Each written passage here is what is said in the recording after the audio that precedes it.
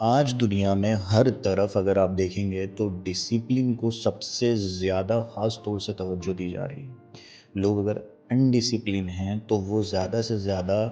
جا رہے ہیں، سائیکو تھیراپی لے رہے ہیں، یہاں تک کہ ان کو آفس سے نکالا جا رہا ہے، ڈسپلن کے بیس پہ لوگوں کو پروموشن دیے جا رہے ہیں۔ تو ڈسپلن ایک ایسی چیز ہے جس کے بارے میں سب سے زیادہ آج اپنا سارا معاشرہ بات کر رہا ہے، پر اس کے بارے میں قرآن کریم میں آج سے 1400 سال پہلے ہی کہہ دیا گیا تھا کہ جس شخص نے اپنے نفس کا تزکیہ کر لیا، اب نفس کیا ہے، یعنی تزکیہ کر لیا جس شخص نے اپنے نفس کا، اس نے کامیابی حاصل کر لی۔ تو اللہ تبارک و تعالیٰ نے کامیابی کو نفس کے تزکیے سے جوڑا ہوا ہے کہ جس نے اپنے نفس کو پاک رکھا وہ مراد کو پہنچا، اور جس نے اسے خاک میں ملایا وہ نامراد رہا۔ اب نفس کا تزکیہ کیا ہے اور میں نے ڈسپلن کی بات کیوں کری، اب ہم یہ سمجھتے ہیں۔ سب سے پہلے آپ یہ سمجھیے کہ نفس کس کو کہا جاتا ہے۔ نفس بیسیکلی آپ کا سائیکولوجیکل وہ حصہ ہے جو آپ کو نظر نہیں آتا، پر وہ ٹائم پہ آپ کے جسم کے اندر ایسے خیالات پیدا کرتا رہتا ہے جن کو آپ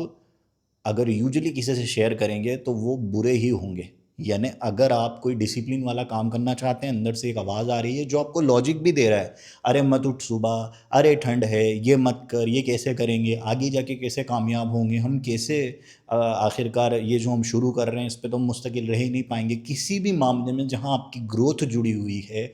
وہاں آپ کو ایک آواز ضرور ہمیشہ آئے گی جو آپ کو کبھی بھی ڈسپلن میں رہنے نہیں دے گی، جو آپ کو کبھی بھی نیک بننے نہیں دے گی، جو آپ کو اکسائے گی۔ آپ کے اندر سے ایک آواز آئے گی جو غیبت کروائے گی، جو چغلی کروائے گی، جو جھوٹ بلوائے گی، جو فحاش قسم کی باتیں آپ سے کروائے گی۔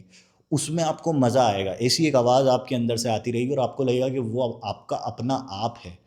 ایسے ایموشنس آپ کے اندر آئیں گے کہ اگر آپ کو کوئی چیز نہیں ملے گی جو کہ حقیقت میں بری ہے اور آپ کے لائق بھی نہیں ہے، آپ کے لیے وہ صحیح ہے ہی نہیں،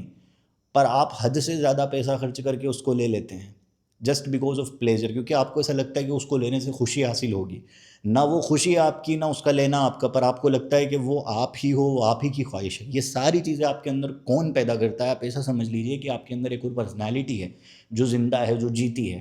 جو آپ کو برائی کا حکم دیتی ہے زیادہ تر، پر ایسا نہیں ہے کہ یہ ہمیشہ برا ہی رہتا ہے۔ نفس کی سٹیجز ہیں، نفس کو تزکیہ کیا جا سکتا ہے، نفس کو سدھارا جا سکتا ہے۔ نفس کا تزکیہ یعنی نفس کو سدھارنا، نفس کو بہتر بنانا۔ اب نفس کا ٹرانسلیشن ایگو بھی کیا جاتا ہے اور کئی لوگ نفس کا ٹرانسلیشن سول بھی کر دیتے ہیں، پر ایگو اس کا زیادہ بہتر ٹرانسلیشن ہے۔ اب کئی لوگ ایسے ہیں جن کا ایگو ہیلدی ہوتا ہے، یعنی وہ وہیں نظر آتا ہے کہ جہاں اس کو نظر آنا چاہیے۔ جیسے مثال کے طور پہ کسی ایٹیٹیوڈ والے بہت بڑے آدمی کے سامنے آپ کا جا کے ایٹیٹیوڈ سے کھڑے ہو جانا، یہ تو ہیلدی ایگو ہے، پر اپنے سے چھوٹوں پہ دادا گیری دکھانا، اپنے سے کمزور لوگوں پہ دادا گیری دکھانا، یہ ایک بہت ہی نگیٹو ایگو ہے۔ اسی طرح نفس ہے، نفس برا بھی ہوتا ہے اور اچھا بھی ہوتا ہے، پر زیادہ تر بغیر تزکیے کے، یعنی زیادہ تر بغیر کنٹرول کرے، اس پہ بغیر کام کرے، یہ برا ہی ہوتا ہے۔ یعنی بچپن سے جو آپ کو نفس ملتا ہے اور جو آپ کے ساتھ آتا ہے، آپ کی جو پرسنالٹی بنتی ہے وہ اس طرح سے بن جاتی ہے کہ آپ کا نفس ہمیشہ آپ کو برائی ہی کا حکم دے رہا ہوتا ہے۔ آپ کو خاص طور سے اس پہ ورک کرنا ہوتا ہے۔ صوفیزم پورا اسی پہ ڈیپینڈڈ ہے۔ جب آپ فنا فی اللہ حاصل کرتے ہیں، ان کے یہاں جو سب سے بڑی منزل ہے صوفیہ کے یہاں، وہ یہی نفس کا پوری طرح سے اللہ میں فنا ہو جانا ہے۔ یعنی وہ انر پرسنالٹی جو آپ کو پوری طرح برائی کا حکم دیتی تھی، وہ اب آپ کو اچھائی کا حکم دینے لگے گی۔ تو اب یہ کوئی اکیلے قرآن کریم یا اسلام کا فلسفہ نہیں ہے، بلکہ آج ڈسپلن کی جتنی بھی باتیں ہو رہی ہے اس کے پیچھے سب سے بڑا میکینزم آپ کا نفس ہی ہے۔ بغیر اس کا تزکیہ کرے کسی قسم کا ڈسپلن نہیں ہو سکتا۔ یہاں تک کہ اسٹیون پریس فیلڈ نام کے ایک بہت بڑے ایک سائیکولوجیکل سائنٹسٹ ہیں، انہوں نے پوری ریسرچ کری اپنی زندگی لگا کے، اور دا آرٹ آف وار ایک کتاب لکھی ہے۔ اس میں انہوں نے باقاعدہ یہ سمجھایا ہے کہ آپ کے اندر سے جو ایک آواز آتی ہے جو آپ کو ہمیشہ روکتی ہے، کسی بھی کام کے کرنے سے آپ کو روکتی ہے، آپ کو بولتی ہے ارے تو نہیں کر پائے گا، ارے تجھ سے نہیں ہوگا، ارے تیرے بس کا نہیں ہے، ارے تو کیسے کرے گا، ارے یہ تو مستقل طور پہ تو کر ہی نہیں پائے گا، تو پڑھائی نہیں کر پائے گا، تو کوئی دکان نہیں کھول پائے گا، تو کوئی بزنس نہیں چلا پائے گا۔ یا مطلب یہ جو آتا ہے نا، جس کے پیچھے لاجک بھی ہوتا ہے کہ ارے میں کیسے کروں گا اب، یہ جو آپ کے اندر سب کچھ آتا ہے۔ یا پھر آپ اکثر و بیشتر سوچتے ہیں کہ یار اب تو میں پوری طرح نماز ادا کروں گا، پوری طرح روزے رکھوں گا، پر آپ سے نہیں ہو پاتا۔ جو آپ کو روکتا ہے، آلس دلاتا ہے، پریشان کرتا ہے، وہ نفس ہے۔ اب وہ نفس، اس کے بارے میں اسٹیون پریس فیلڈ نے لکھا کہ یہ جو ریزسٹنس ہے، یہ جو نفس ریزسٹنس پیدا کر رہا ہے یہ اس لیے ہو رہا ہے کیونکہ اسی میں آپ کی سب سے زیادہ گروتھ ہے. یعنی وہ کام جس سے آپ کو روکا جا رہا ہے آپ کے اندر کے نفس کے ذریعے وہ سب سے زیادہ ضروری کام ہے. اور جتنا زیادہ آپ کی گروتھ کسی کام میں ہوگی، جتنا زیادہ آپ کی پرسنالٹی کی ترقی، پرسنالٹی کا ڈیولپمنٹ جس کام میں ہوگا، جتنا زیادہ ہوگا، اسی کام کو سب سے زیادہ آپ کی باڈی کے اندر جو آپ کا نفس بیٹھا ہے وہ روکنے کی پوری کوشش کرے گا. یعنی اگر کسی بزنس میں، اگر کسی بڑے ڈسپلینری کام میں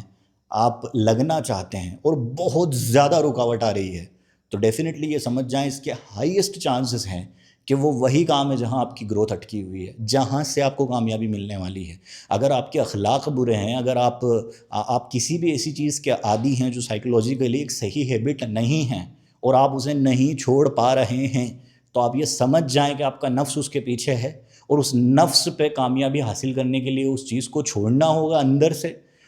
یعنی سائیکولوجیکلی اپنے اندر سے اس چیز کو چھوڑنا ہوگا، اور اس کے چھوڑنے سے جو گروتھ آپ کو پرسنالٹی میں ملے گی وہ آپ کو کہیں اور سے مل ہی نہیں سکتی. Steven press field, Adler, fried, جنگ، دنیا بھر کے سائیکو تھراپسٹ جتنے بھی گزرے ہیں ان سب کا یہی کہنا ہے. انہوں نے نفس کو مختلف ناموں سے پکارا ہے جو قرآن ہم سے کافی پہلے سے کہتا چلا آ رہا تھا، مگر افسوس کہ ہم نے کبھی نہیں سنا. یہاں تک کہ آج تو ریسرچ سے یہ بات ثابت ہو چکی ہے کہ جو آپ کا نفس ہے وہی آپ کی ساری بیماریوں کی وجہ بھی ہے. ایسے سائیکیاٹرسٹ ہوئے ہیں جنہوں نے پوری طرح انسانی نفس کے اوپر، یعنی